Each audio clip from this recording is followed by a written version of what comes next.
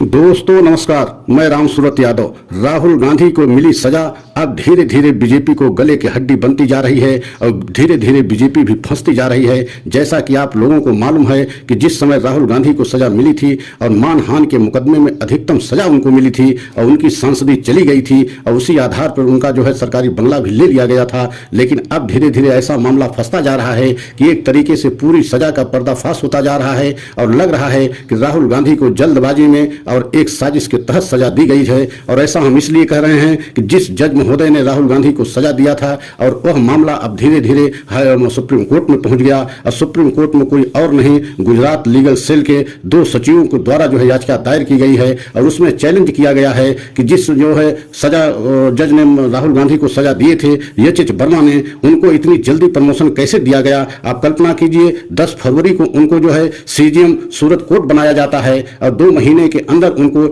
ADJ बना दिया जाता है और 68 लोगों की जो प्रमोशन किया गया है उसमें एच वर्मा का भी नाम है। और इसी बात को लेकर के एक तरीके से याचिका सुप्रीम कोर्ट में दायर की गई है कि महज 2 महीने में इनको जो है इतना बड़ा और खासकर सीजीएम से एडीजे कैसे बनाया गया और मतलब इनसे और ज्यादा अंक वाले अभी जो है जज पड़े हैं लेकिन उनको जो है प्रमोशन नहीं मिला। इनको मात्र 2 महीने में क्या इनको एक तरीके से राहुल गांधी की सजा देने के इनाम के तौर पर इनको प्रमोशन दिया गया। इन सारे मामलों को अब जो है सुप्रीम कोर्ट के सामने पहुंच गया है और अब सुप्रीम कोर्ट इस पे एक तरीके से सिलसिलेवार तरीके से पूरा देखेगा कि किस तरीके से जो है एच वर्मा की नियुक्ति 10 फरवरी को होती है और महज 2 महीने में राहुल गांधी की पूरी प्रक्रिया पूरी कर ली जाती है और 2 महीने में ही राहुल गांधी को सजा दे दी जाती है और उससे जुड़ी जो भी कार्रवाई होती है सारी कार्रवाई महज 2 महीने में होती है। और आप सोच नहीं सकते हैं कि इतनी जल्दी किसी भी मानहानि के मुकदमे में कार्रवाई नहीं हुई है। और हमारे देश में बहुत सारे सांसद के ऊपर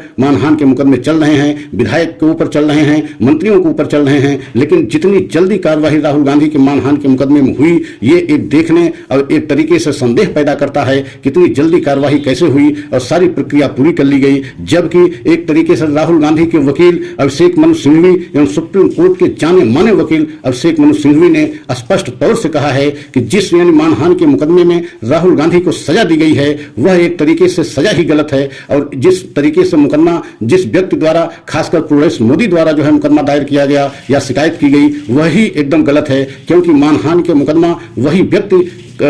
लिखा सकता है या शिकायत कर सकता है जिस व्यक्ति का नाम लिया गया हो। क्योंकि प्रोलेस मोदी का तो राहुल गांधी अपने भाषण में नाम लिए ही नहीं थे तो मानहानि का मुकदमा बनता ही नहीं। लेकिन प्रोलेस मोदी बीजेपी गुजरात के विधायक हैं और उनके द्वारा जो है ये शिकायत मानहानि की दर्ज की गई और उन्हीं के द्वारा मुकदमा लिखाया गया। आप सोच सकते हैं प्रोलेस मोदी गुजरात के हैं जबकि राहुल गांधी जो भाषण दिए थे वह कर्नाटक में दिए थे। मतलब न तो प्रोलेस मोदी का नाम लिया गया और न गुजरात में ये भाषण दिया गया। मतलब सारी घटना एक तरीके से जो है कर्नाटक में भाषण दिया गया लेकिन इन मुकदमों को एक तरीके से गुजरात में लिखाया गया और जिस व्यक्ति खासकर प्रोलेस मोदी द्वारा लिखाया गया उनका नाम नहीं लिया गया तो इनके द्वारा तो मानहानि का मुकदमा बनता ही नहीं। ये अभिषेक मनु सिंघवी जो सबसे बड़े एक तरीके से वकील हैं एवं राहुल गांधी के वकील हैं, सुप्रीम कोर्ट के जाने माने वकील हैं, उनके द्वारा ये बात कही जा रही है। तो अब मामला सुप्रीम कोर्ट में पहुंच गया है। क्या वहां एक तरीके से जो सजा एच वर्मा जज महोदय दिए हैं उनको बड़ा झटका लग सकता है या उनकी इंक्वायरी बैठाई जा सकती है या उनका प्रमोशन रोका जा सकता है।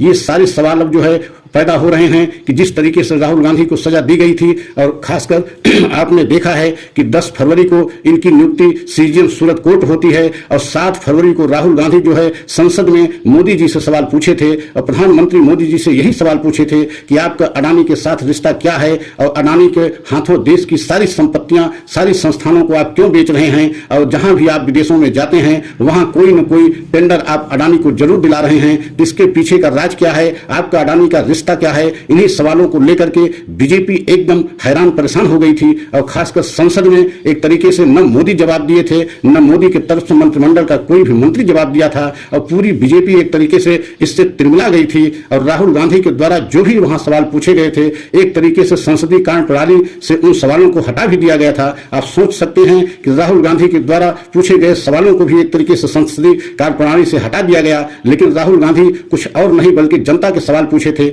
उन्होंने स्पष्ट कहा था कि हमने जो यात्रा किया था मतलब 5 महीने पैदल, उसमें हमसे सवाल लोगों ने पूछा था और वही सवाल हमने पूछा था, लेकिन उस सवाल से एकदम बीजेपी तिलमिला गई और उसके बाद ही सारी कार्रवाई की जाती है। मतलब 7 फरवरी के सवाल पूछे गए, 10 फरवरी की सीजीएम महोदय की वहां पे सूरत कोर्ट में नियुक्ति होती है और 27 फरवरी को एक ही सुनवाई की जाती है और 23 फरवरी को राहुल गांधी को सजा मिल जाती है। मतलब 2 महीने के अंदर पूरी सजा की प्रक्रिया पूरी कर ली जाती है। कितनी तेजी से मतलब प्रक्रिया की जाती है और राहुल गांधी को सजा दी जाती है। और अब यह मामला एक तरीके से सुप्रीम कोर्ट पहुंच गया है और अब देखने वाली बात यह है कि क्या उसमें जो है जज महोदय खासकर एच वर्मा हैं, उनको सुप्रीम कोर्ट से झटका लगेगा या उनको आने वाले समय में उनकी मुसीबत बढ़ेगी। ऐसा हम इसलिए कह रहे हैं कि उनके प्रमोशन को लेकर के गुजरात लीगल सेल की तरफ से जो 2 सचिवों ने कहते हैं याचिका दायर किया है, अब उस पर तत्काल जो है सुनवाई होने वाली है। और सुप्रीम कोर्ट के चीफ जस्टिस महोदय का जो इस समय रुख है, अब पूरा देश देख रहा है कि सुप्रीम कोर्ट के चीफ जस्टिस DY चंद्रचूड़ बहुत ही एक तरीके से ईमानदार एवं जो है उनकी अच्छी छवि जानी पहचानी जाती है और जिस तरीके से कई ऐसे फैसले उन्होंने दिए हैं उससे भी एक तरीके से सरकार को झटका लगा है। खासकर सरकार को कई मामलों में उन्होंने नोटिस जारी किया है और कई मामलों में आपने देखा है कि सरकार की तरफ से बंद लिफाफे दिए गए, लेकिन उसको भी चीफ जस्टिस महोदय जो है सरकार नहीं किया और स्पष्ट तौर से कहा कि किसी बंद लिफाफे की आवश्यकता नहीं है। जो भी बात कहनी है आप कोर्ट में एक तरीके से खुले कोर्ट में कहिए, बंद लिफाफे के में हम किसी प्रकार की कोई सुनवाई नहीं कर सकते हैं। तो आप सोच सकते हैं चीफ जस्टिस महोदय कितना सख्त रुख अपनाए हुए हैं। तो अभी आपने देखा है कि महिला पहलवानों को लेकर के जिस तरीके से चीफ जस्टिस महोदय के जो है हस्तक्षेप से उन्होंने जब दिल्ली पुलिस को नोटिस जारी किया तब जाकर के महिला पहलवानों की तरफ से एक तरीके से 2 मुकदमे कायम किए गए। मतलब महिला पहलवानों ने धरना प्रदर्शन किया है और उनके तरफ से मुकदमा लिखा जाना चाहिए था, लेकिन नहीं लिखा गया। तब जब जो है सुप्रीम कोर्ट से दखल हुआ और सुप्रीम कोर्ट ने जो है नोटिस जारी करके दिल्ली पुलिस को तलब किया, तब जाकर के उसमें मुकदमा लिखा गया। तो आप सोच सकते हैं कि इस समय देश के हालात क्या हैं कि छोटे छोटे मामलों में भी सुप्रीम कोर्ट जाना पड़ रहा है। और आपने देखा है कि अभी भी जंतर मंतर पे महिला पहलवानों ने धरना पे बैठी हैं। तो इसी बीच जिस तरीके से यह राहुल गांधी का प्रकरण भी जो है सुप्रीम कोर्ट में पहुंचा है, वह भी एक तरीके से देखने लायक है कि क्या आने वाले समय में जो जज महोदय खासकर एच वर्मा, हरीश हसमुख भाई वर्मा जो सजा सीजीएम के तौर पर राहुल गांधी को दिए थे, उसमें उनको झटका लगेगा या उनको आने वाले समय में किन मुश्किलों का सामना करना पड़ेगा। क्योंकि कई ऐसे सवाल हैं जो संदेह पैदा करते हैं, क्योंकि इतनी जल्दी हमारे देश में मानहानि के मुकदमे में सजा किसी को मिली नहीं है और सजा आज तक हमारे देश में अधिकतम 2 वर्ष की सजा ही होती है मानहानि के मुकदमे में और अधिकतम सजा राहुल गांधी को दी गई है। मतलब अगर 1-2 दिन भी या कुछ दिन भी कम कर दिए जाते 2 साल में तो उनकी संसदीय न जाती और न ही उनका सरकारी बंगला छीना जाता, लेकिन अधिकतम सजा दी गई है। यह भी हमारे देश में एक नजीर बनी है कि 2 साल की अधिकतम सजा मानहानि के मुकदमे में है और 2 साल की अधिकतम सजा जो है उनको राहुल गांधी को दी गई और जिसकी वजह से उनकी एक तरीके से संसदीय छीनी गई और उनका सरकारी बंगला छीना गया। लेकिन इसके बावजूद राहुल गांधी का स्पष्ट कहना है